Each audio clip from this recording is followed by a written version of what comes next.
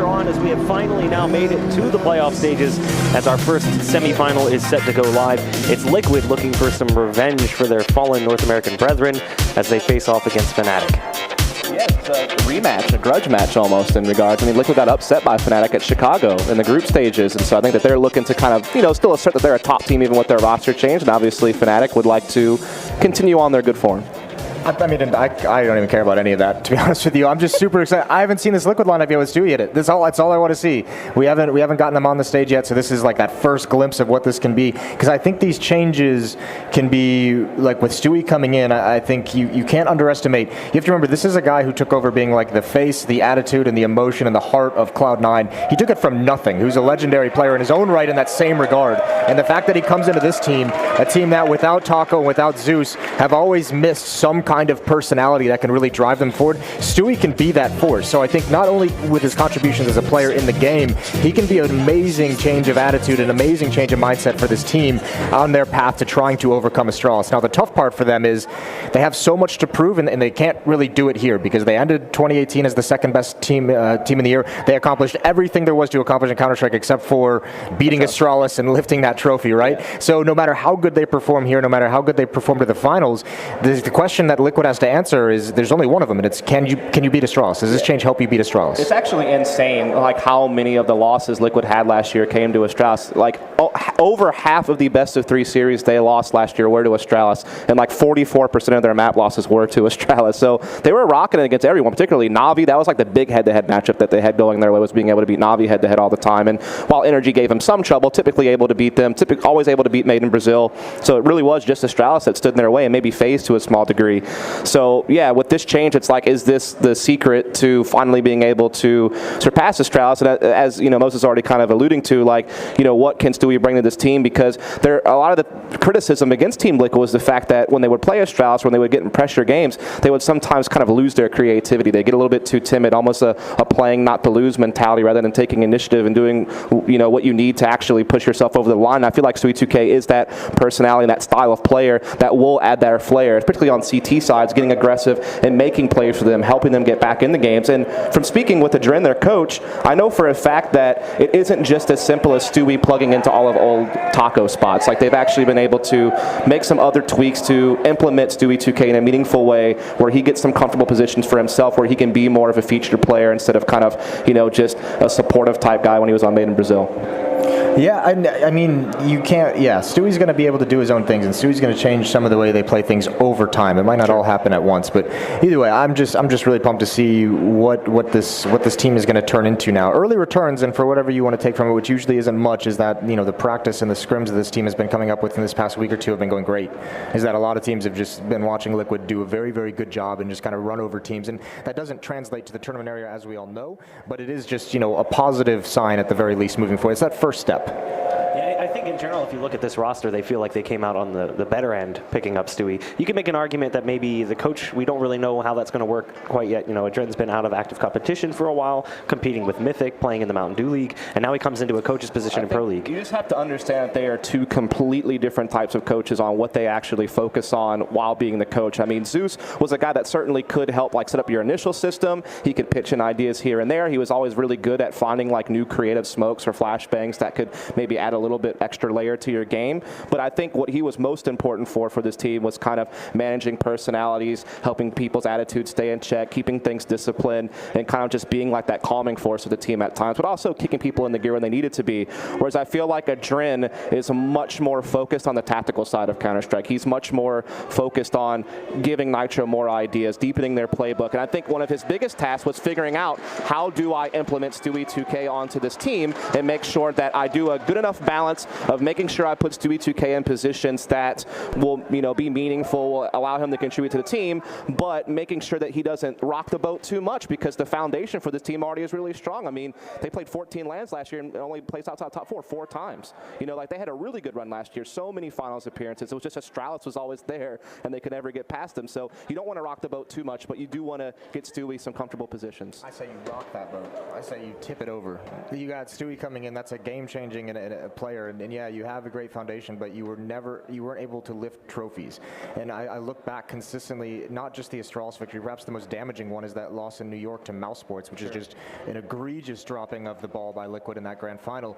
And I think you do. I think you just change everything up. If you're not able to get over the hump, you spent the entire year as essentially like one of the second best team. The majority of the year is the second best team, and you're still not able to lift trophies, even when Astralis isn't in attendance.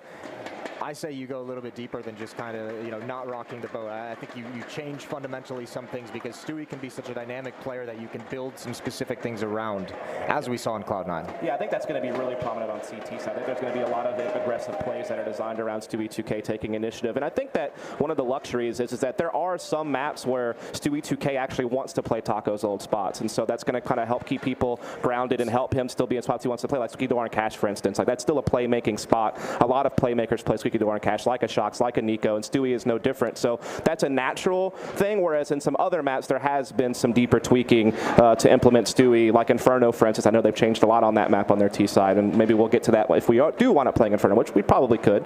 So yeah, I think there's a good balance going on of adjustments and roles and spots and stuff like that. I think the nice thing about this match as well is that Fnatic actually showed that quality this morning. Like even Exist said it in the interview. Yesterday in some of the games they've played, they didn't feel like they were playing up to their level. That they felt a little bit sluggish. He said they've been rusty, hadn't played in a couple days, and now what we saw from them this morning against Cloud9, yeah, it's a close victory. Yeah, they had to squeak out with some smoke diffuses, but this is a much stronger team from top to bottom as well. 4 players contributing, all within 2 or 3 frags of each other at the end of the day. Karim's still leading the way, still having solid performances. We saw Exist stepping up in big ways, and Brolin and Twist have shown up in their own way in various games, which is all positive signs. Even JW had a pretty solid game in that Mirage. So if they can continue that, if they can continue that team effort, they're going to need it against this Liquid team that's super deep as well. I think we can't forget Liquid had 3 players in the top 20. They had Elige, Twist, and Naf. All in top 20. So I mean, they have some very skilled players as well that can match up with anyone in the world. And actually, Nitro wasn't too far out of the top 20 from what I remember. Definitely one of the better fragging and game leaders in the world. So, and then you add Stewie 2K, which is just like another huge piece of firepower if he gets comfortable. So yeah, they really have a lot of fragging power on Liquid. But I mean, you look at Fnatic, and so far so good. I think has to be the thing that you conclude, because they did so well at Chicago. They placed top 4. They beat Liquid, and they had a really good series against Astralis where they almost upset them and almost made the final. Like they looked really sharp in that Chicago event, and then they played that PLG event, which granted wasn't the greatest event, not the biggest amount of competition, but at least they took care of business and took home a title. So it gets them a little bit of a trophy early on in a smaller event. And Brolin and Twist on average, outside of that one best of one yesterday, have played really well. Like they've done everything you would hope for them to do, to be those star level players for the team alongside Karims, to give them enough firepower to be dangerous. And I think Fnac's done a good job making sure that, unlike some other roster transactions that take place where you bring in a new player and he kind of just has to fill the gaps of who was kicked and he doesn't maybe get what he needs to be the star he wants to be, I think they've done a great job implementing Brolin in a meaningful way, giving him the spots he's used to playing, letting him kind of be where he wants to be to try to be the best player that he can be. I mean, looking at the young players, you keep talking about Brolin, but looking at Twist last year went from being a promising player to being potentially the best NA player. In fact, they were doing interviews, I think it was at IEM Chicago, and they were asking players, who's the best player in North America right now? And a lot of players were saying Twist. Yeah, I mean, he's an incredible talent. When you watch him play, it is jaw-dropping at times. I congratulated him yesterday on his placing in the top 20, just because I remember when he was first coming into, if you think back to the PGL major that was in Krakow, the qualifier for that, where they had that heartbreaking loss to Flipside, who had Electronic playing for him on Mirage. Triple overtime, Twist had a bunch of clutches. That was a crushing defeat, and to have in the span of like a year come from that kind of a situation to all of a sudden you're being considered to be one of the best players in NA. You're competitive now on the world scale, not only individually but also as a team. It was an incredible rise for Team Liquid over the course of that time. So I think Twist as an individual is also just a product of that. This team just stepped its game up in every aspect. He's also just a super flexible player. Like I remember early on when I first started watching him play on lesser professional teams, like back when he used to play with Ocean, for instance, back in that SKDC team. And even into TSM days, he was much more of kind of a passive force, much more of like a lurk or edge of the map player. But when he came onto this Liquid team after the player break last year, they had made a conscious effort to be like, no, we want to get him more active. We want to get him more involved in early round situations, secondary entry fragging even in some cases. And he really embraced that and kind of evolved as a player to add that element to his game. Like he still can play the edge of the map solo solo roles. He's comfortable doing that. He's really good at it. He's very patient. But when it is needed, when they want to run a certain execute or maybe on a certain map where they want to change up the roles, Twist is a very capable opening force as well. I think that flexibility is what makes him so valuable, and it's probably also what helps them adjust to this Stewie 2K lineup change a little bit better, that you can kind of move Twist around when you need to maybe get Stewie in better spots. I mean, looking at Fnatic, and we watch them play, we obviously haven't seen Liquid play, so we're really hopeful that they're going to come out swinging like we've been told they've been doing online, but now we're getting our first taste of watching them on LAN. We've seen Fnatic play on LAN, and to be perfectly honest, at this event, I'm slightly disappointed. It's been an up and down affair, but like I said, I mean, it's also, you got to remember the first event of the year. There is going to be a little bit of rust coming into that, no matter what team. Every team is going to be saying that and feeling a little bit off. And as long as they're building into the event, like that's the entire thing. The group stage, yeah, it looked dicey at times, but they got the job done. They qualified. They're in the top 4. They're in the semifinals. And now, as long as, I mean, you've bought yourself that day to kind of build yourself back to playing weight, and then we'll see what they do from here. They have a pretty, I mean, there is an advantage that a lot of teams have over Team Liquid is the opping situation. You have to bring that up. Nitro transitioning into also being the in-game leader. I imagine with this Liquid team with Stewie, we're going to see Stewie pick up the op a little bit more often than you probably are used to seeing in the past. Naf's doing it now. Yeah, Naf's picking it up as well, but I mean that there is going to be that little bit of an advantage in that department when you have so many different players using the AWP, not one being the primary, and also it's very situational. Is this guy feeling the op? Is this guy feeling the op? Is he not?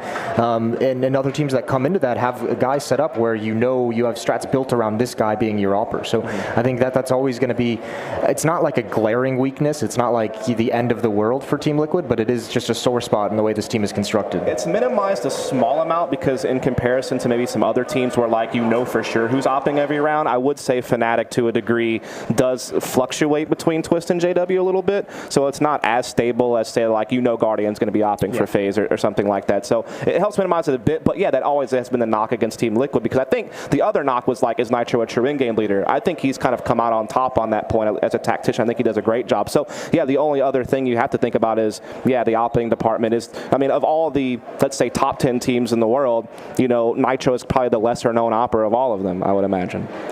Oh yeah, definitely. And I mean, I think just the style of opping that Nitro brings in is a little bit more passive, and it's a little bit more emphasized on the defensive side. I think as an offense on the attacking, on the terror side, the opping, he's not some guy who's going to take some kind of a crazy peek and get you a pick, right? He's not going to be able to go head to head and challenge some opper holding an angle as well. So I think more so it's suited for the CT side. That's why I think we might see a little bit more opping from Stewie's on the T side, where he is that playmaking force. He's willing to take some of those fights because he's a little bit mentally ill, crazy. Yeah, I mean, here's the thing. I'm actually a little bit surprised how well Nitro has fragged, despite the fact he's had to make that role swap. We talk about it, he is one of the best fragging in-game leaders in the world. I mean, obviously Glaze up top. Chris J on Mouse Sports has always been known as a pretty good fragging IG. Obviously Nico now on FaZe is calling, and obviously a very strong fragger. But I mean, I feel like Nitro is, not as strong as a Nico or a Glaive, but I don't think that he's crazy far behind. I think the great thing about Nitro is when you run a 5-rifle setup, he is that fearless entry fragger that will go in and set up like a Glaive-like figure, and I think he has a lot of value because of that. No, it definitely does, and I mean that is kind of one way they get around it is by running the 5-rifle that they're very efficient with. So yeah, I mean don't let it sneak up on you though, because a lot of those frags that he's getting, it doesn't necessarily mean he's having a great game with the op, right? If they're running that 5-rifle setup on the T side, he's going to get some kills that way. But he can be a very deadly force. I mean, he's got a lot of skills. He's got some very sharp skills, and I think people kind of forget about that and sleep on it because the questions surrounding him as a player consistently, especially last year, was how's his transition into an in-game leader? How's his transition into using the op more? You're not focusing on his fragging power with the AK because there's so many other important questions in terms of the team framework overall about his in-game leading, about his opping as well. So yeah, I mean, Nitro is a guy that people tend to sleep on. I mean, that does kind of feel like it's one of the things that Liquid is still missing is that strong primary op. Nitro's doing a decent job of manning the helm, but when they picked up Stewie, it was okay, I could see Stewie being a hybrid player, but man, they would really benefit from I can tell you they did float the idea of Stewie taking over the op. I think that was a discussion because that would have got Nitro into a permanent entry fragging role, and then, Stewie, you'd still have him on 5-rifle setups using an AK, but he was the guy that had that mentality, that swagger, that aggression about him, where that personality actually does suit a T-side opper pretty well. The fearlessness to take a peek that you're probably, a CT's already holding the angle, but you still need to go make that peek and get that kill. So that is why you might see it, as Moses kind of talked about earlier. You might see it sometimes. But definitely not the primary. That's another factor we got to talk about is the sixth man factor. You know, we have the crowd that is very all those much Cloud9 jerseys have now transformed into Liquid fans, I imagine, for this one. Yeah, I think the big difference isn't necessarily like any kind of home field advantage with an audience like this. I think it's that it's a smaller venue. It's loud in here as the players. We've already seen some of the tweets is that it is a new experience. It changes the way you have to play the game. There's a lot of tricks that players use on the stage when they hear a grenade go off in the back of their mind, when they hear it in the auditorium speakers, the grenade, the flashbangs, the Molotovs, whatever it might be. All of that is information that players are using to make a decision. So as a player, if you get too caught up on trying to think about how someone's going to game that, then you can really get lost. But it is going to change the way that these players have to approach situations. Sure. Now, looking at the map pool, I'm sure we'll be jumping into the picks and bans in just a little bit. I know that Fnatic just getting their things set up on stage.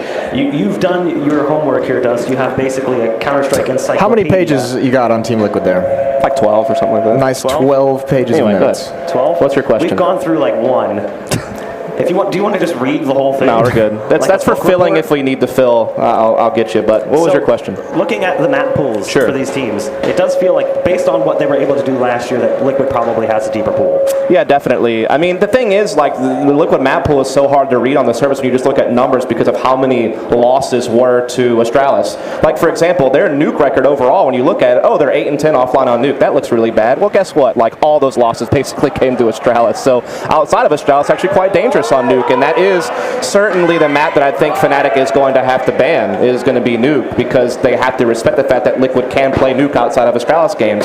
So that's probably going to be Fnatic's ban. And then for Liquid, I'm not really sure. I think they want to take Overpass off the board probably just because they don't really play it very much and they know Fnatic are capable. So those are my first ban predictions if I had to guess. Yeah, sounds about right. I think as well. I mean, if you're Liquid, even if you're Fnatic, I think to a certain degree, the way I would approach it would be an event like this, you come in and you test some maps that you want to add into your pool that you're trying to develop for the major, right? So it wouldn't surprise me to see some kind of a pocket pick, because it's like, no, we really wanted to strengthen our Overpass, for instance. Heading into the major, if you're Team Liquid, why not maybe try and play it a little bit? And obviously you want to go deep and you want to win this tournament, you want to lift the trophy to start the year, but I think the prize is the major right now. That is like the first real big obstacle in this year. So you're looking at that and you're saying we have to kind of approach this, yes, it's a tournament, yes, it's an important game, but what are we learning for the major, which is the most important thing we're going to have in the next 2 months. And I think the picks, to get into that portion of it, I think that Liquid, it's very obvious that you're probably either going to go with like a Comfort on Inferno, which we know is their bread and butter, or Cash. I think Cash is actually going to be the pick in this series, just simply because they haven't lost it. On his monitor while he was warming up? Is it? Was it on there? I swear to God, I swear I didn't see it. I swear, no, I didn't. We're going to get you an Oscar for that one. No, I think that the reason why Cash is the pick for Liquid is because they've only lost it once since May of last year. Like, they have been super dominant on Cash. They've beaten, Mouse Sports, made in Brazil multiple times. Like, that is the map that, Astralis would usually take out against Liquid, or, I mean, I guess in general they took out Cash quite a lot. So I think that that's where Liquid's going to go. And also, the thing about Cash, since we're talking about it, that's the map where I feel like the least amount of adjustments had to have been made, because Stewie likes playing Taco Spot and Squeaky Door on T side, so I don't think their T side's going to have to change a whole hell of a lot, which means great stability. Means even if you have limited practice coming into this event, everyone should have the kind of that muscle memory and that comfort playing the map. So I think that's super helpful. And also, I mean, Fnatic has looked good on it in the games they've played, but they haven't played it very much. So it's not like you have to be seriously worried about Fnatic's play on the map. I would really like to see Liquid start playing and picking Train a little bit more, because that's a map that they showed like really big hesitance to ever pick against Astralis in those series. They were always willing to play Nuke over and over again despite some of the losses and the difficulties. I think Train is a map that if they can develop that, then it would be a little bit more, I think it would provide a little bit more options for them in certain map vetoes that could help them at future events and in series. So I would love to see them kind of work on that map, especially because they have the players for it. They have great players with aim in the open spaces. I mean, the thing about too is because of the fact that people are making some changes, and now we've been working together as a roster.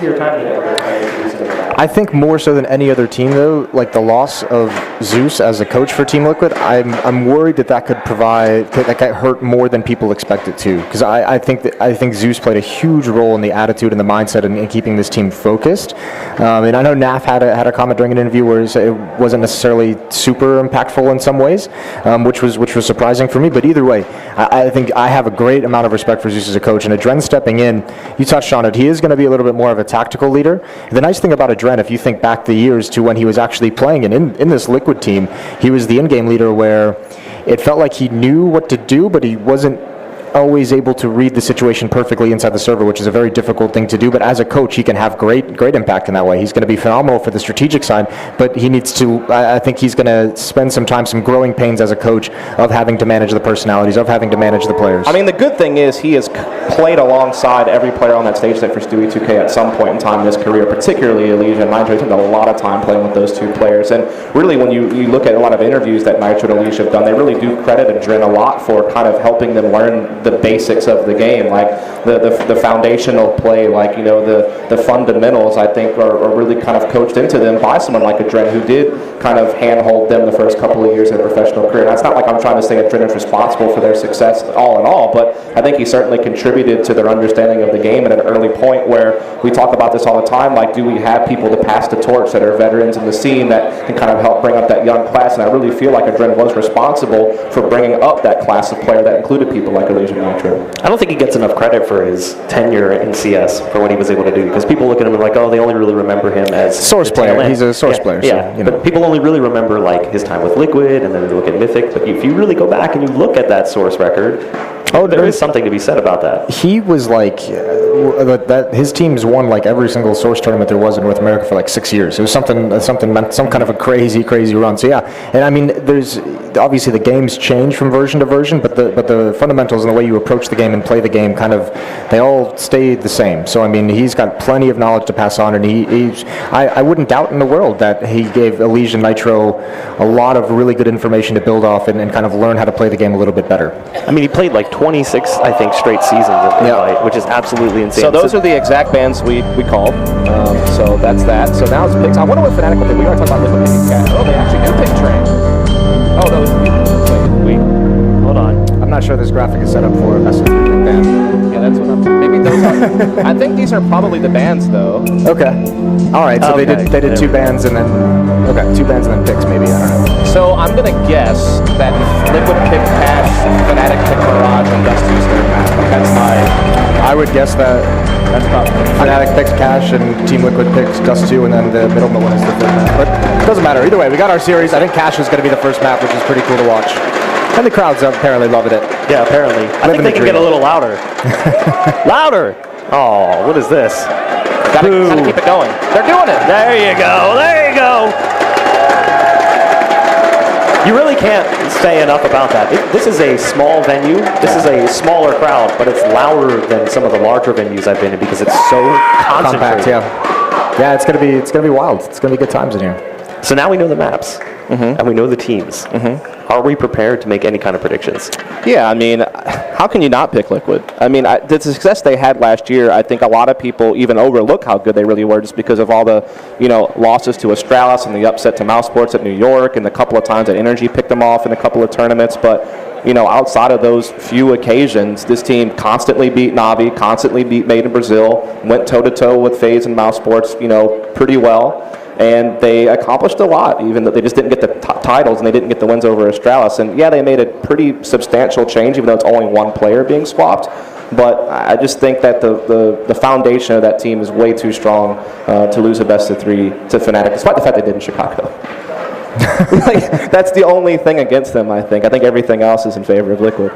Yeah, I'm not going to go away from Liquid in this one. It doesn't even necessarily matter. I'm just really excited to see them play with this lineup and see what their early returns on some of these changes will be. I think the Fnatic, if we see the Fnatic that was in here this morning, you can have some competitive maps in this series. I don't think it's going to be a blowout unless we see like maybe the sluggish Fnatic that got destroyed by Cloud9 yesterday.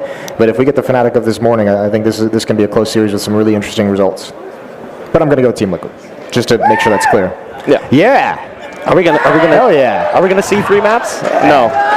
No, it's going to be 2-0. 2-0 Liquid. It's going to be a bad blowout? Because, I mean, the second No. map is Mirage, and that's a map that Liquid is still quite capable on, even though it is a strong one for Fnatic. So it's not like Fnatic gained a huge edge with Mirage being the second map. Well, I don't see the players on stage right now, so I think we are going to throw things to a very quick break. It's not a good sign, Bob. That's not a good sign. So I think we're going to throw things. We got No. Sue on stage ready for an interview. There we go. That's So we do have something Sue. new. Yeah, we do have Sue on stage. I forgot Sue was even here at this point. Sue's on stage with an interview with both teams. Go ahead and take it. Thank you very much, guys. We started with 8 teams from all around the world, and finally we are down to just 4. For our first semifinal match of the day, it is going to be North America taking on Sweden. Please welcome on stage, it is Team Liquid and Fnatic.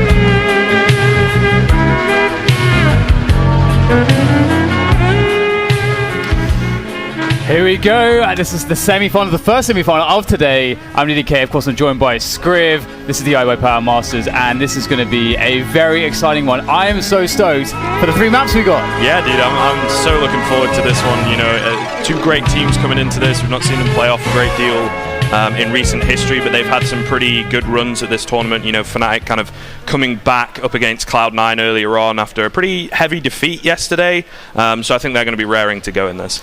Yeah, and we start off, with that Dust 2 pick. That's going to be really interesting. It can be very scrappy, very T-sided. A lot of teams struggle with understanding how to do that long control. That tends to be a make or break for a lot of teams. But the firepower on both sides is going to make this really fun, I think. I mean, just seeing Stewie on Team Liquid, I think is such an interesting change of pace that is possible. And that's the kind of firepower that you do need when Fnatic are firing off, because this is a map that's really going to be running through the Swedish veins. Yeah, for sure. And as you can hear, the crowd supporting Liquid, definitely that North American side. I mean, I think it's going to be important for Fnatic to get off to a good start here, because it's very easy to get a little bit disheartened if things start going wrong. And obviously they're doing their little team talk. They're going to hear that crowd is in support of the North American team, so it'll be interesting to see. But like you say, Dust 2, those individuals, and they really have a good opportunity to run rampant. The AWPers especially can really take control of the game if they're given the opportunity. So it's going to be a really interesting one over on Dust 2, I think. Yeah, and these are 2 teams as well, which we don't exactly know what 2019 is going to look for them just yet. There's a lot of question marks in the air. Big change to Team Liquid, one of the very most successful teams coming out last year, going with that roster change. You got Fnatic vying to regain that former glory that they once had. I think Brolan is such a young player, a talent that's been plucked from the Swedish scene. He's been doing an incredible job so far on the lineup, and I'm really excited to see, when we go into this make or break matchup, where this one's going to go. And I think it's so hard to predict. To know what to expect from either team at this point is going to be, it's going to be a journey of learning for all of us. Right, I think there's a lot of learning, especially over on that Liquid side. Obviously, recently changing Stewie and Adren on the coaching role. We've not seen a great deal of them on camera in game because they've been having their games off stream. So it's going to be pretty interesting, for us and for the crowd and everybody to actually see how Stewie fits in. Maybe does a little bit of a cheeky AWP. Maybe on Dust 2, they're going to let him run with that for a little while rather than Nitro. It'd be interesting to see how things are going to pan out here, starting off for Liquid. And I think the choice of sides is really going to make a difference here. It'll be interesting to see who ends up, like you say, on that T side, can really just take control, as they can in some games. But Dust 2 seems to be a map where 5-6 rounds in a row, all of a sudden you've got that extremely strong economy and you just get rocking over on the T side.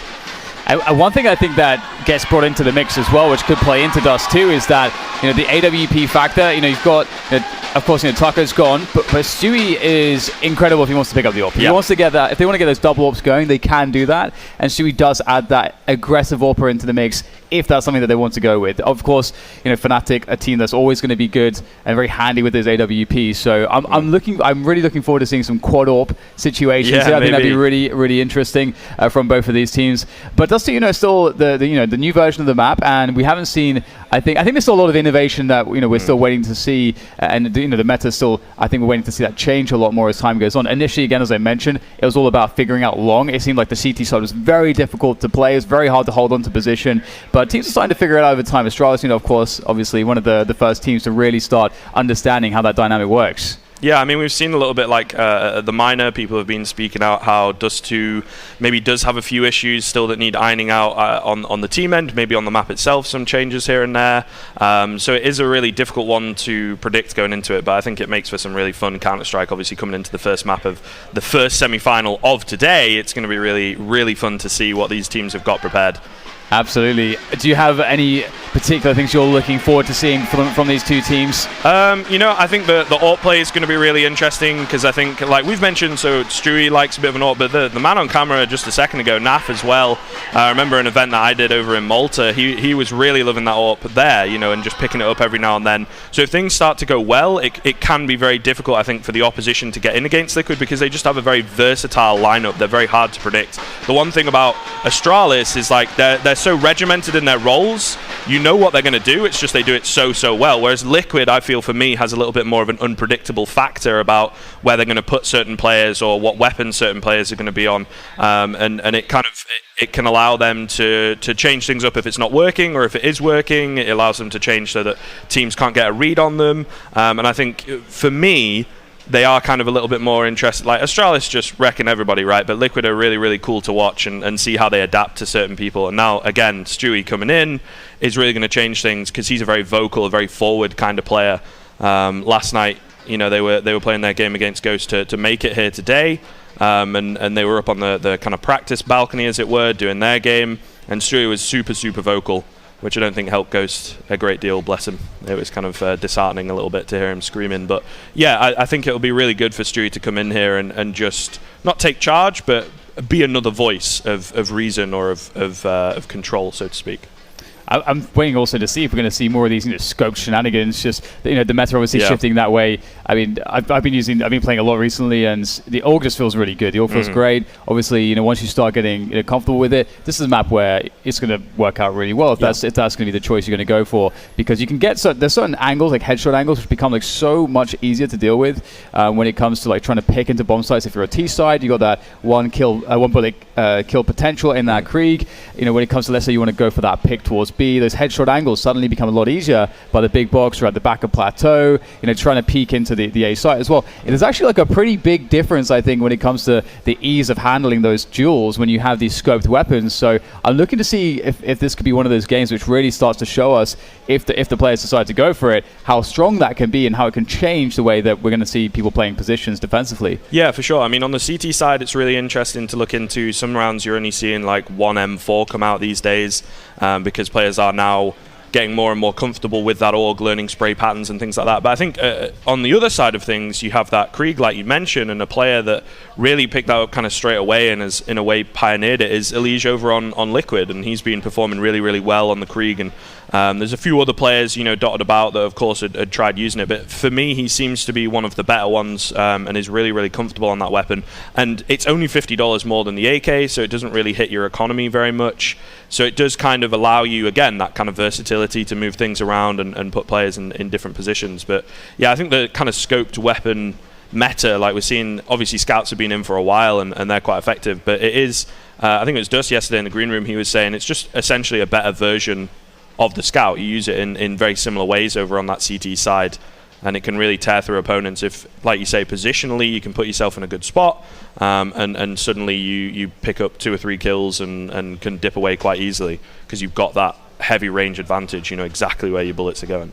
Yes, it really is a game changer. I know when I was casting Mirage yesterday with Jason, we were talking about how uncomfortable as a CT it can feel to stand on triple, and just you feel very vulnerable towards connector because they can take the Ts can take these headshot angles on you, just peeking below those steps, and it just feels awkward. But with the scope and just like that dot, it suddenly feels a lot easier to handle. So that'll be very interesting to see how that dynamic plays off. And I'm also curious to see what the set piece game is going to look like for these two teams. Obviously, two teams that have been working very hard. Obviously, Stewie's just jumped into the system here for Team Liquid, which must be difficult because Zeus is a guy obviously that was leading Team Liquid, leading the way in that sense, and building that structure, building the coordination on that team for quite some time. To then have a new player come in, and to then lose your coach who kind of created that system, that's going to make things a little bit more awkward. But Stewie, he's a veteran at this point, despite being so young.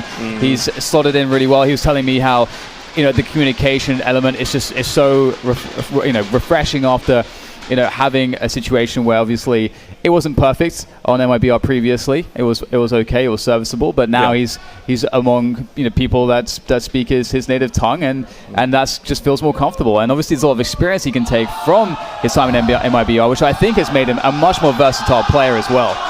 Yeah, for sure. I think it'd be really interesting to see, again, giving him that certain area of freedom. Fallen is a much more vocal and stronger in-game leading presence. So, like you say, coming in, there's not only the better communication, but he can kind of speak up and say, right, I want to go here this round. I've got a spawn to do this round. So it allows him a little bit more freedom. And I think for me, watching Stewie, over the past kind of year and a half as he's reached this incredible peak, I think when he has that freedom, he's a much better performer. When he's kind of restricted in a sense, it does kind of show, and he wants to edge and get forward. There are a lot of players around, especially on that CT side, where if you put them as an anchor or in a solid B defender position, generally they can kind of struggle because they get a little bit too overzealous, because it's just like in their nature to be aggressive. Yeah, I definitely agree. I think that was an element, a facet of Stewie that I was missing. Going on to MIBR previously, you got Fur. He's there. That's kind of the role that Stewie was really doing, having that ultimate freedom as well, and also bringing Tarek into the mix. That's something that Tarek is also a player that can be very aggressive. Tarek is a versatile player, but it did seem like the styles weren't quite mixed well in the way that you'd like to see them to really maximize the potential of each and every player on the team. However, one thing to also consider there is what they did lose Team Liquid. Obviously, Taco is a very reliable player, someone that's very team oriented. He's a great positive guy. Like, he's really on the comms, for example. He's going to be able to help keep that morale high. He's always going to be a positive figure in that team, making sure that emotionally things stay in check. And Stewie is a completely different character in many senses. Obviously, I wouldn't say that that's a weakness of his per se, but it's not one of the focal points that you look at him and think that's the strength of this guy. When we bring him on the team, we can expect that to be something to look forward to. And Stewie, again, more aggressive, Taco more of a defensive kind of support play. Can kind of do anything, but that's kind of the roles that he's in. So I'm curious how this is going to be shifted around again, especially considering the fact that Zeus is now left the ship, and they've got Adren on board instead. And it's going to be interesting. Adren's first experience as a coach, something that he said he'd been thinking about for a while, but hadn't really, wasn't ready to pull the trigger on it. But the timing kind of worked out, got the offer, and decided to go for it. Yeah, obviously already played with the Liquid boys way back when. Would have been a very different lineup, but he knows a few of the players, he knows the organization well, he knows where he's at, and he kind of knows the guys more casually, I suppose, from FPL and Rank S, all that sort of stuff. But it will be interesting to see as a solid former pro, like what kind of role he brings in and what kind of different dynamic to Zeus that he brings in. Obviously, it's very difficult to kind of comment on at this point because it is still a recent addition. But meanwhile, over on the other side, we've been talking about all these changes on the Liquid team. Fnatic have a lot more consistency, I feel, in their lineup. Alongside Astralis at this kind of event and the teams that are left, they seem to be the most familiar with each other at this point, and they were looking good earlier today. It was a little bit rough yesterday, maybe the overpass. It's a map that they're kind of like good on but don't play a great deal, so difficult to call at that point whether you want to go for it. The best of ones can be harsh at times, but for me it was their CT side that really kind of let them down. So maybe that's something that they need to work on, and maybe that's why Dustu is the first pick, because that T side is going to really help them to get off to a flying start. But yeah, I think the young talent over on that Fnatic side, definitely hungry, definitely feeling it, and Crim's having a little bit of like the resurgence as that solid, consistent player again is really good for them, and they're a good mix of experience and new blood to hopefully mix together and come out on top of a tournament like this. I feel like a top 4 finish for them is good, but they could get a little bit further if they are successful here in this best of 3. It's definitely possible. I think it's kind of hard to call for this one. You know, Liquid look really good a lot of the time, but it depends on how Stewie fits in and where things go. Yeah, they're always dangerous. Always dangerous. So much experience, so much skill. And it was interesting because earlier we had Exist saying in the interview, we just had to play our game. That's kind of like really, we got kind of taken away from that a little bit. We just to get back into that groove. And to me, I read that as just they need to find that flow, that comfort zone of just getting into the motions. And that's more of an emotional type response where everything's kind of clicking and feeling good. You can't pinpoint exactly why, but we are about to go into the first semi-final here at the iBUYPOWER Masters, brought to you by Intel Optane and LG Ultra Gear. Here we go, Fnatic CD side on Cash, Liquid on the T side. Certainly interesting. I think it might be the other way around from the UI on the top, actually, if you look along the sides there. I'm a liar. So a little bit misleading, but classic T-side pistol strat coming up here. 3 players over the boost, getting that easy mid control, not really being contested. Lee shows his face, takes a hell of a lot of damage. That's that kit player as well. Important to keep him alive, at least for a little while. And they're going to go chasing through connector here, managing to take down Naf and Elise. Roland leading the way. Fnatic tearing through this pistol right now. Very little damage traded, and it's all down to Nitro on a 1-on-5. That's awesome. You don't every day see that Cash T pistol where you just barrel through the connector position, split up the defense, and just catch people left and right. And you got to hit those shots. Nitro's going to do it, but perhaps it's a little bit too late for Liquid in this round. I mean, not taking any damage, so he could definitely save. Oh, he could definitely save the armor. Spoke too soon, of course. And the reboost from the other side. But yeah, a clean round from Fnatic. This is going to get a little bit confusing over at the top there, of course, because it is Fnatic on that T side. So hopefully you guys can keep up with that. We'll definitely try. But yeah, I mean, like you say, it's kind of a tried and tested, pretty classic.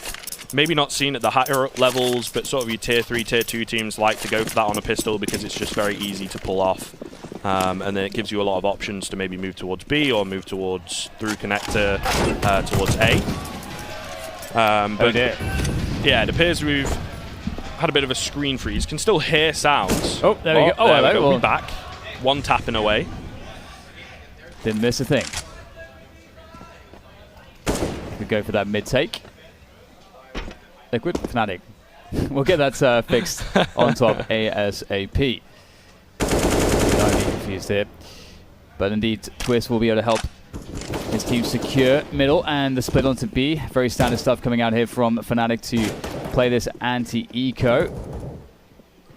And you can see that Fnatic, Liquid, they've invested some money, but not all of it. And they're going to hold on to what they can to bring it into the next round because they'll be going for that double save. And the Deagles, very dangerous at this level of play. Very, very dangerous indeed. And Elige is demonstrating exactly why he'll be able to steal away an AK-47 into the next round. Now, if they can maybe get another gun, there is a world where they can say, hey, let's just fall by here. Let's fall by. Let's do something crazy.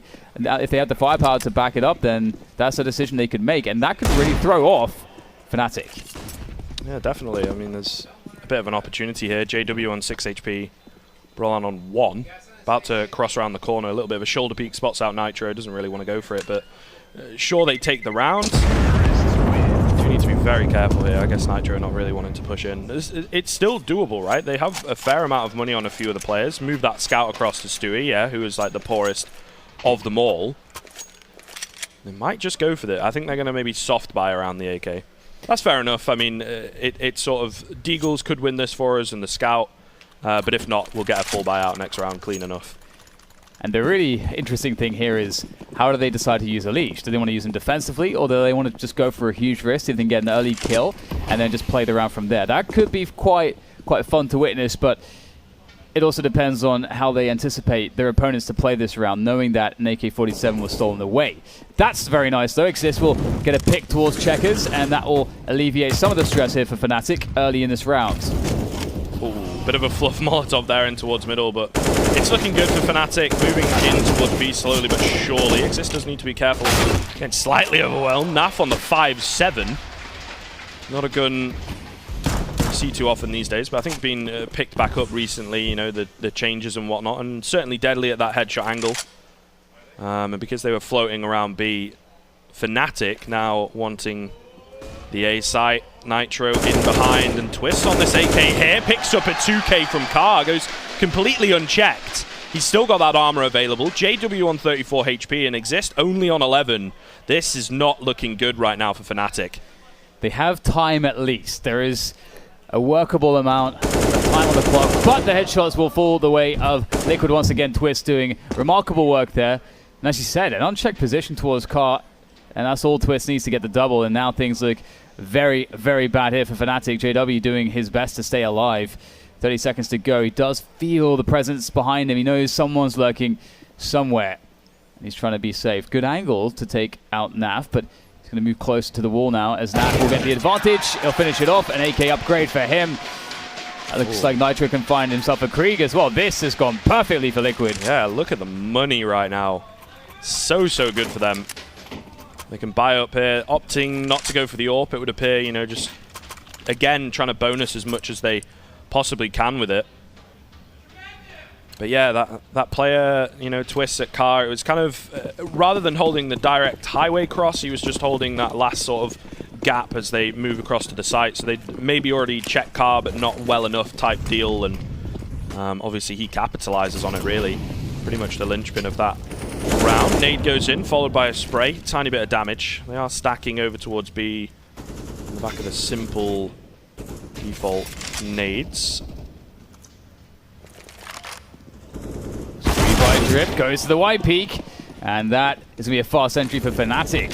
That is exactly what they needed. Crim's now looking to move in through middle, taken out by Elige. Big pick off there to allow Liquid to start to try to just gain some control towards that flank. Coordinate and attack in. They've got lots of utility here to toss in. Still 2 incendiaries remaining after that one. So they have a lot of opportunity here to get in. And you can see Naf just goes for it. It's not going to wait around at all.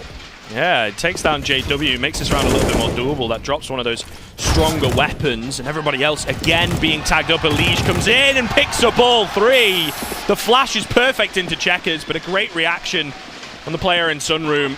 That'll be the defuse coming through. Liquid with the second round. It looked a little bit dicey on that initial B hit. You know, Stewie going for the wide, dry peak.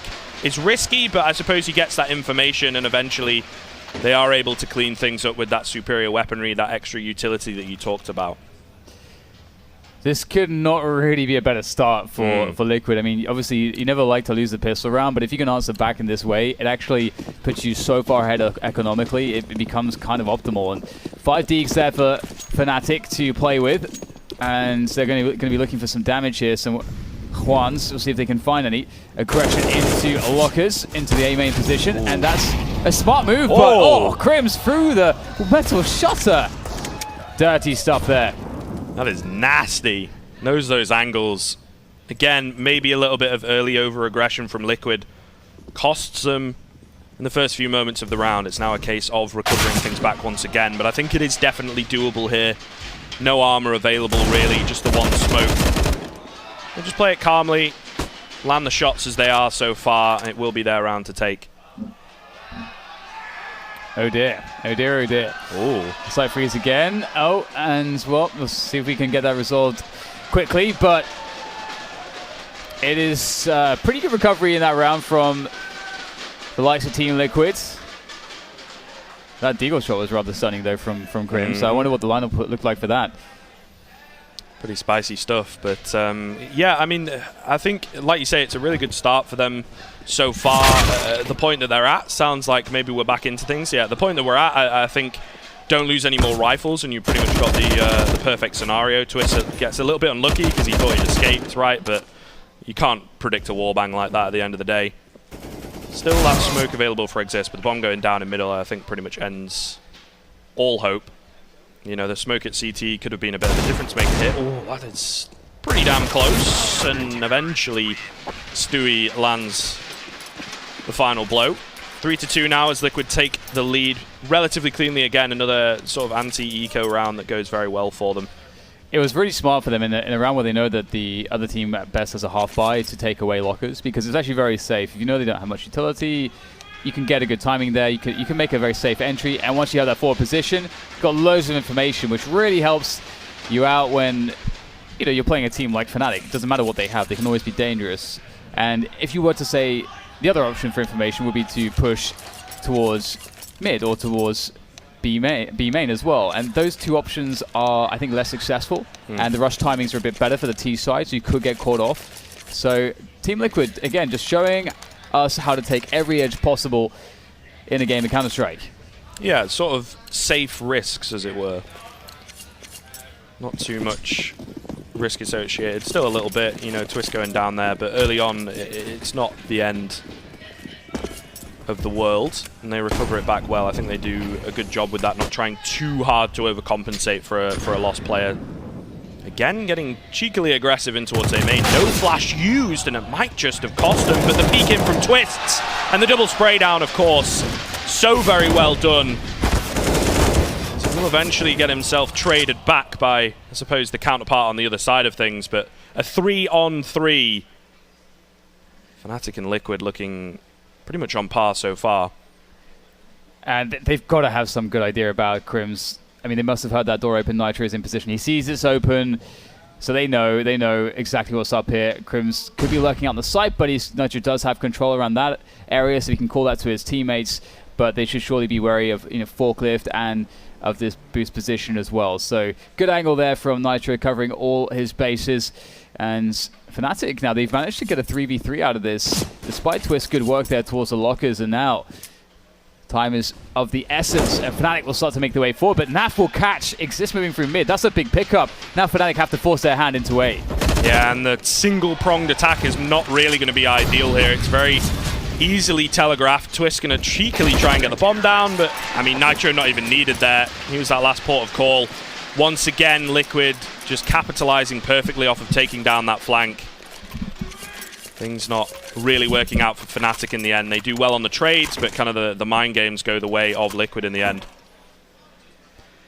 Back to the Deeks. This time, they'll have some armors behind it as well, but Liquid are really hitting a great flow here on the CT side. Some very nicely timed aggressions, good individual clutches at certain points, and Twist, he's been stepping up straight away, making himself known.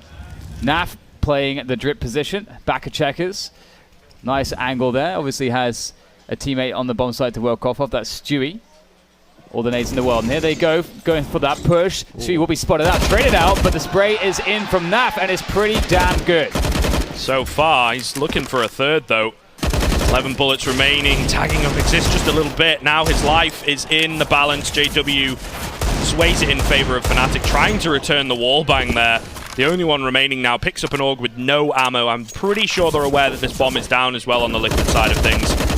At best, I think there's going to be a tiny bit more economic damage done, but the aim punch a little bit too much in the end. Nitro to secure things. Liquid looking pretty dominant here once they got their foot on the gas, so to speak. They really have not let off. I feel bad for JW, man, picking up that empty AUG. Feels bad. Certainly do. 5-2 now for Liquids as they continue to look very good. Nothing really going all that wrong for them at this point. Double orbs will come out ahead of time. It's going to be really interesting to see this dynamic. We've got 3 players in mid early here for them. And Fnatic just playing a default there. Stewie in a forward position. Great flick. This is what we're talking about. That aggressive AWP. 4 HP though. Needs some support. He'll get traded out. A quick 4 versus 4 here for Fnatic. That's actually a really big opportunity for them. They got loads of time to play this with. Yeah, and it gives them a lot of map control as well. They've kind of drawn attention towards B. There's only one player directly on that A site, so some well-placed shots and some well-placed nades could certainly secure them at least the bomb plant, some pretty decent post-plant positions. They're really taking the passive retake setup by the looks of things. Twist dropping back with that AWP towards Carl, a little bit of an off angle if you catch it there on the minimap. JW eventually is going to meet him, I think, here, playing the contact style of AWP slowly but surely, but just as he peeks around, Twist is able to find him. That off angle a little bit too nasty in the end. The crouching knees of JW showing through. Smoke over towards Car would be ideal, but again, it's not quite covering that forklift cross. There's still more and more opportunities for Twist. Meanwhile, Elige comes through from Highway, twists him with another, and now it is just Twist over on the Swedish side to try and find 4. Not looking good at this point in time, unfortunately. Just the one smoke takes down Nitro. They do need to be careful not to give him these fights, because He's certainly going to be finding them. That's the bomb. He managed to get it in the end, but he's just coming in from the lockers. And there's the fire, forcing him out. Nowhere to run. Very nicely done from Team Liquid once again, closing it down. I really enjoyed that position that Twist took, just as you mentioned, like covering that cross to forklift. And that really did the job. Just holding, finding those extra guns, picking up everything they can. Brilliant. Not really playing off the crowd there for sure. But yeah, I mean, so far, Liquid, the thing is, these rounds have been, maybe Fnatic get a bomb plant or they get a little bit of control on a site. But for the most part, I mean, it'd be interesting to see maybe from the scoreboard. For the most part, they've been surviving with that kind of bare minimum of 3 to allow them to keep building up the economy. So I think it's going to take a few rounds, one from Fnatic, to really break down Liquid here. And there's always that chance of a reset, you know, so I feel like this is a timeout coming through from Fnatic to talk things over, because that momentum right now from Liquid is just insanely high. It is looking so smooth. Pretty much everybody on the team is just looking like they're just a well-oiled machine at this point. All the cogs turning just exactly how they should be. Haven't really seen any hiccups, honestly, so far from them. The double orbs have been looking good.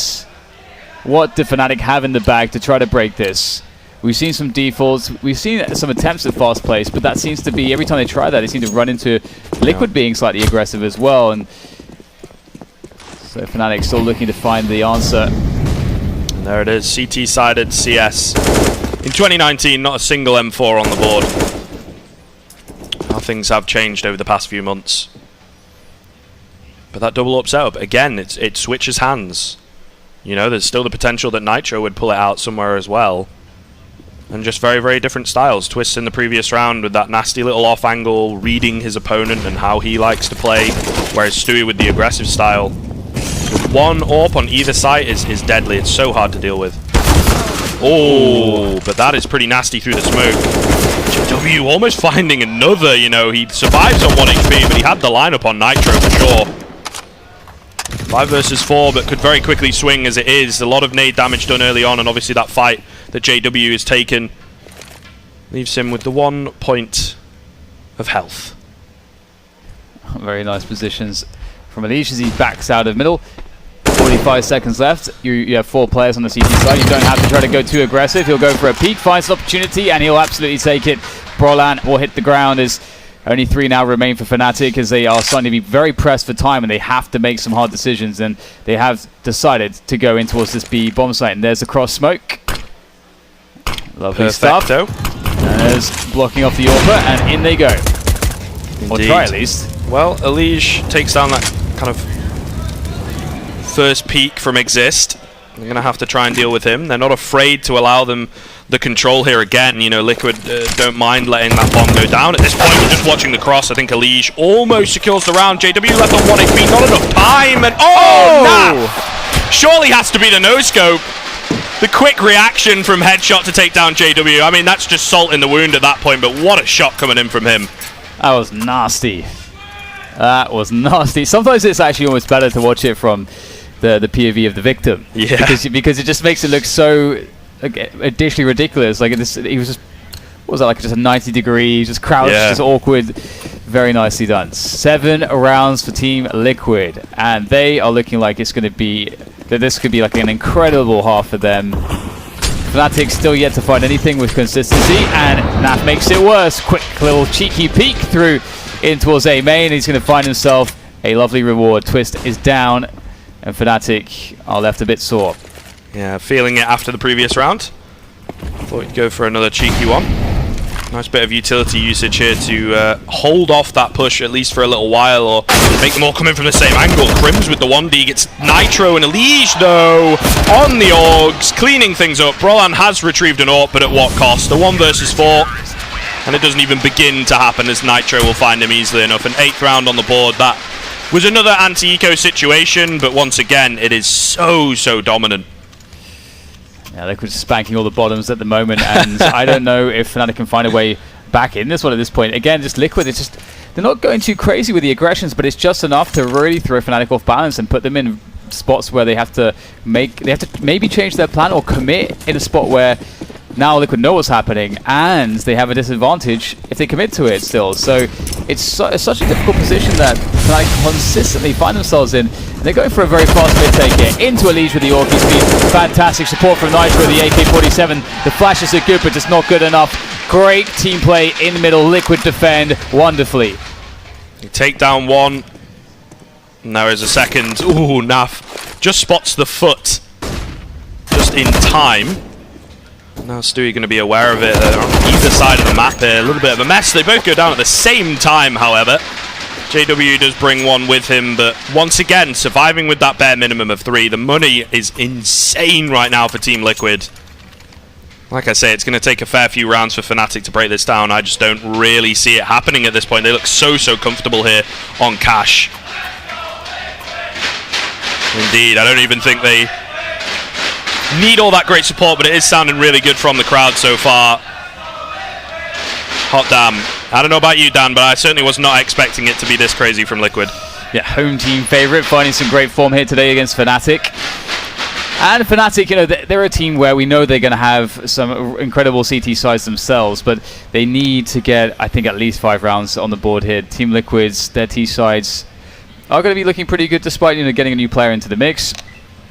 You know, Adren, you know, being new as a coach, you know, I still don't think that there is any reason to really think that Liquid are going to give up such a strong half should they, you know, exceed 10 rounds. So Fnatic, you can see they're taking it really seriously here, trying to get on the same page, figure out what they need to do, and they've decided to go for pistols, utility, 1 AK on JW, some Kevlar, and let's see what they have in mind.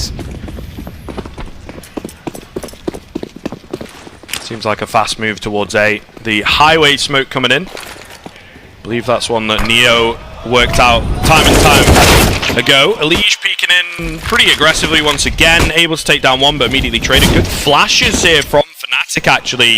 It's Naf from that car position, though, who is doing all the damage. He drops the bomb in such an awkward spot. Twist as yet to be found, and JW with that AK, the only one remaining. Immediate trade from Twist. Again, that fantastic team play coming in. Suppose the one takeaway for Fnatic there is they got it down to 2 players, so it's the closest they've been for a while, but still Liquid continue to dominate. Yeah, and you can see that Fnatic there, you know, they threw a smoke down instead of going to block the cross for highway and for car, you know, on the toxic barrels and so on. They get the smoke onto, you know, in between the red container and MBK to make sure that they can cut off that team play, those 2 kind of crossfires that Team Liquid rely on, and still Liquid are just there too quickly and just too solid on the defense. It doesn't matter. Not a lot going well for Fnatic here. Stewie getting aggressive once again. On top of the box there as that smoke is down, just in case any Ts were to be lurking, maybe lining up some smokes of their own, and Stewie could be having some action here very soon. 3 players. Ooh. Well, he's got 2 players himself to back up this aggression, though, and he can go the Molotov. Stewie go for it. Naf opens it up. Exist will go down. The trades are out. Stewie is discovered, but the damage is pretty good here. But Fnatic, they come out pretty well. Yeah, the fundamental trades working pretty effectively. Could have been a bloodbath, but I think it was good for them to move in with a bit of a conservative push rather than just rushing around that corner.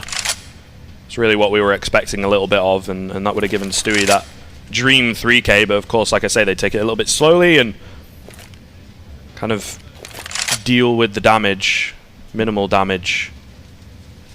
And they're able to play the mind games, walk back towards A. They know that Twist likes to play this angle here with the AWP, the deeper car smoke to make things very difficult for him indeed. He has to move around. No Molotov for default, and jumping up, JW will find him completely scoped in, completely catching him off guard. Bomb going to go down safe. They're still not sure where these remaining 2 players are coming from, but this is the best chance Fnatic have had for some time. Nitro and Elige looking for that clutch. Nitro now waiting for Elige to arrive at a good timing through A main, and surely they'll be checking this, shouldering the angle. That's some great damage. Oh, the incendiary, that's the master stroke there. That should force him out of position now as they continue to push in. But Nitro will go down. It's up to Elige for the AWP. Can he find it? It's still 1 player unknown. He knows what the next one is. Towards MBK, there's the spray. Goes for the transfer, but Twist now has to be the USP to get him down, but it won't be. Twist holds it. Fnatic pick up another round. They very laboured and hard-fought one at that, but at least it's 1 more. It is fairly costly. I think there's going to be maybe 1 or 2 players on slightly weaker weaponry here. Roland going to that UMP so he can get utility. Twists exist as well. Unfortunately, not going to get a drop from anyone, so the Galil for him. So not ideal, but it is something. However, on the other side of things, you've got Team Liquid with that possible blessing in disguise round. If they can get the hard reset in here, they could certainly turn this into a 12-3 half. Fnatic need to make it consistent from here on in. And hope that that wasn't just a bit of a fluke in the previous round. And as you said, that previous round, it was based off of the fact that Liquid decided to stack 3 players towards B, so that there was this trade situation. And so Fnatic's opportunities have so far come from Liquid making plays, and that's not really where you want to be or how you can find consistency. You want to be the ones taking the initiative and forcing the advantages. So far, even in victory, it feels like Fnatic are still at the mercy of Liquid to some extent. So we'll see if indeed they can find a new way forwards here as they look for the pick into middle. JW is staying out on the boost for quite some time here looking for this. But Liquid will not give it, and it looks like they may have a timing to go for a retake. Let's see if it's good. There we go, a heavy hit in towards middle from Fnatic, and it gets ripped apart. Liquid, again, with these Orgs, with this team play, it's just such a brick wall that they cannot get past. Twist rubbing salt into the wound as well as he drops that bomb. JW, the initial player over, didn't find anything, and I think it was pretty heavily telegraphed from Fnatic. That one flashbang just kind of gives it away that there's at least someone on boost or looking to come in. And unfortunately, not a single kill, maybe about 30 points of damage onto Nitro, and that was it. It's so beautiful too, because there is an element of gamble there from Team Liquid whereby they're counting on the timing of Fnatic to get those players into middle, because it can be so strong then if you come in from a couple angles with flashbangs and 3 players and use that Pika's advantage, all of a sudden you can blow it up. But it has to be that enough players are forward enough in middle from the T side. But when it works, it looks like that. It looks absolutely glorious. Speaking of which, it might not look too glorious for Stewie here. In goes a rush, and out goes the rush just as quickly as it came. Oh man, there wasn't even any time to build that one up. Team Liquid decisive on the first half, 12-3. That is a rough 2-footed kick in the teeth to go into the second half with, unfortunately. Really not great stuff. I don't know, this pistol, sure there's going to be some weight behind it, but it's more about the rifles, I think. It's kind of a given that Fnatic need to take this, but also the first couple rifle rounds need to go their way. Otherwise, this first map could be very, very quickly closed out. Definitely not what we were expecting coming into it, but it's been beautiful CS from Liquid. That's kind of the thing. It's very difficult for Fnatic to deal with because it is just so clean from Liquid. It's not like there's been close clutch situations or Fnatic fluffing rounds. It's just Liquid smashing them in that CT side of things. And here we go into the second half. If you're just joining us here of the first semi-final at the iBUYPOWER Masters, brought to you by Western Digital, Black and CS Money. And it's all on this pistol really for Fnatic. They've got to get off to a good start here. So much pressure on them, and Team Liquid, they have options open to them here. They do not have to necessarily commit towards A, and Fnatic, they're not taking any risks. They've taken some information in B storage. They know that it's likely not a quick B play, but they're still not playing too far forward anywhere.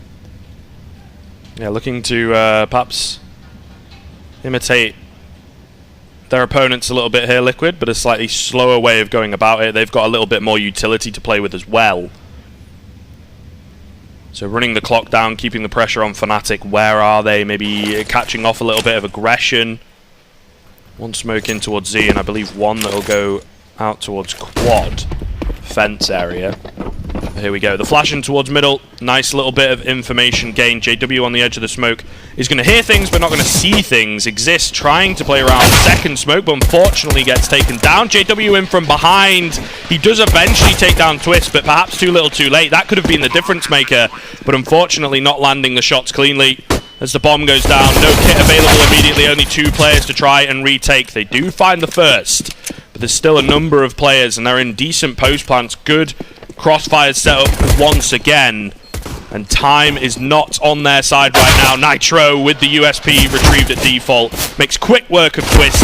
JW peeking into 2, cannot find a single kill, and a 13th round for Liquid. Again, surviving with that bare minimum of 3, making it look easy. And the worst has happened here for Fnatic. It's Hard pill to swallow, but swallow it they must, and find a way back in they must as well. And I'm not sure what that looks like. And Liquid, they are looking insurmountable at the moment. Everything's just going their way. You know, Exist was saying we have to play our game. Well, so far this has just been all Liquid. It's just so comfortable. It's just so beautiful to watch. And now they've got such a superior advantage in firepower. Naf for the UMP straight out there in middle with the first pick. Easy does it here for Liquid. A lot of damage onto Exist as well with the follow-up nade. Yeah, this is a tough one. They're going to need 13 rounds in a row to take it in regulation at this rate. And honestly, that is a harsh task for any caliber of team. Even the best in the world will struggle with that. One misstep. Supposing this one goes the way of Liquid, I mean, there's still a chance these Deagles come out on top. But the way it's been going, I do not think that is even possible at this point. Liquid are so clean. JW is creeping in behind here, though. This is maybe a chance for him to drop a couple. Oh, JW! No. He waits too long. They completely change angle, and it's a difficult one to see, but a timing that he kind of misplayed, unfortunate, makes the aim pretty difficult. Yeah, it does look pretty bad, and it's going to feel pretty bad, but that can happen surprisingly often, and it does sort of really surmise fairly well how this game has been going for Fnatic. There has been some opportunities, some missed opportunities, but you can't give Liquid even a chance. Nice little kill there from Twist, but it won't really amount to all that much in the end. 14-3 there for Team Liquid. And I like how Team Liquid played that anti-eco. It felt like they had a protocol which basically, you know, we'll wait until we get 2 picks, and once we get 2 picks, we group together and go. I'm not sure if there's a specific protocol there, but it was a pretty safe approach, and it looked very methodical. And it worked out perfectly for them. Now, this is it. This is it. Liquid have to, or rather, Fnatic have to make this work. Here's the AWP on JW. No Kevlar, no nades with it. Has to work, though. This needs to be huge for a long string of rounds. This is the first step, the spark that perhaps could light the flame of the comeback. But we shall see. Slight little bit of B main control with that general utility, and now in towards the middle off the back of a few simple flashbangs. Twist almost taking down Naf, but you can kind of see the nerves coming in. He sprays those first few bullets, and rather than chasing for the kill, just drops back so far. Just have Brolin obviously close behind him to help out, but still, you can just see that confidence is not quite there from the Fnatic boys at the moment. And that mid control is going to really pay dividends here for Team Liquid. Despite taking some damage on Naf, Fnatic have to start taking map control back themselves. They're going to make a play. They are actually opting to go fairly passive, and it can be a bit gambly, as we can see 3 players towards A. What if a B split was coming in now? They can't really know that for sure. So it becomes really awkward, and it is indeed going to be a B split. They'll lose Stewie, who was harassing the A positions, but there's the Trace coming in towards Checkers, and now it's so important that Twist holds his position. If he goes down fast, there's a huge chance here for Liquid, and that's exactly what I'm talking about. Twist takes him down immediately, and now Liquid are into the site. Oh, but Exist through that smoke does manage to drop another, keeping the advantage at least for now. JW looks away just at the wrong time, allowing the bomb to cross and the plant to come in. Elige is in position to deal with the post plants. I think he just heard Crims outside, but not entirely sure of where he wants to move to. There's no kits available, there's no utility available for either side. This comes all down to the shots so far. It is going well for Fnatic. Crims comes in from the back end to secure a 4th round. It is that first step, but again, it's still in the dignity saving stages at this point. It's not looking like a fully fledged comeback as yet. That was a really close one there, and again, it's very scary because Fnatic had to be really reactive. You know, they had 3 players on A. Stewie was keeping them entertained from the door position, you know, making them question what was going on. Fnatic, they lost middle. They had no control on A main, no control in B storage, very little information, still managed to make it work on a retake. That's not going to happen every time. We're going to have to see, I think, some more decisive plays on the map control there from Fnatic to more consistently be able to shut down these plays, or else Liquid eventually, one of those rounds is going to work. They just need 2 of them to work. Exactly. It is that pressure that is constantly on. And in the previous round, and in the pistol as well, Liquid were very slow. They took their time, didn't give too much information away. If anything, just to keep those mind games, you know, heavily on Fnatic, keeping them worried, keeping them a little bit frightened. Tiny bit of damage done onto Exist here. Nice little boost up over towards A, of course, into Shroud. Another nasty little smoke, I think, going to go again to the top of Highway. So teams are liking this one today. Oh, missed shot from JW. Up on top of the lamp is Exist. Bit of a one and done. Spot looks away at the wrong time, though. He's been spotted. So blind, jumps down to find a kill. The Fnatic team are moving in towards this site, but they are getting ripped apart. It was looking good for a second, a 4 versus 2 that very, very quickly becomes a 2 versus 2. Brolan now the only one remaining. Oh, the double spray comes through as they try so very hard on the Liquid side, leaving him on 2 HP. Such an awkward little exchange there, but nonetheless, Fnatic, by the skin of their teeth, win another round. I can't believe just like quite how perfect that was for Brolan. Just like the second blade's creeping in to the tail end of the spray. That could have gone very, very badly. So that was a close shave for Fnatic. And their money is really not looking the best. You can see it's reflected here by their weaponry. FAMAS, no AWP out there. However, you know, it is going to be around where they can build money. As long as they didn't lose any players here, that will be fine. Twist is going aggressive. Well, he's going to get some information. Hello! Everyone's here. It's a party over the white beach storage, and Twist, he's got the party poppers there, and that will be another round for Fnatic. Yeah, these past couple rounds will be good for Brolan if people have been paying attention. He was only on 4 kills before that little clutch, and then a couple of eco frags to boot. Pulls him up to 8, so maybe if he, again, and the rest of the team, I suppose, gets that confidence rolling, the CT side could look a little bit better. And obviously it is important. I think there's a heavy argument to be made that everybody needs to be firing on all cylinders on the CT side to have a good chance, especially on a map like Cash, where, you know, you lose one player uncontested and suddenly the T side have got so much control, and it becomes very difficult to retake with the lesser weaponry, with the lack of utility. Previously we spoke about some of this map control. I love that from Stewie. Makes it feel very uncomfortable for Crims. And I wonder if perhaps a step in A main has been heard, and perhaps that's why Stewie's doing it, or if he's just trying to do that for presence. But look how passive this setup is from here, from Liquid here. They've taken this default. They've got a man in Sunroom. They had a man just keeping control of, well, pretty much all the extremities there.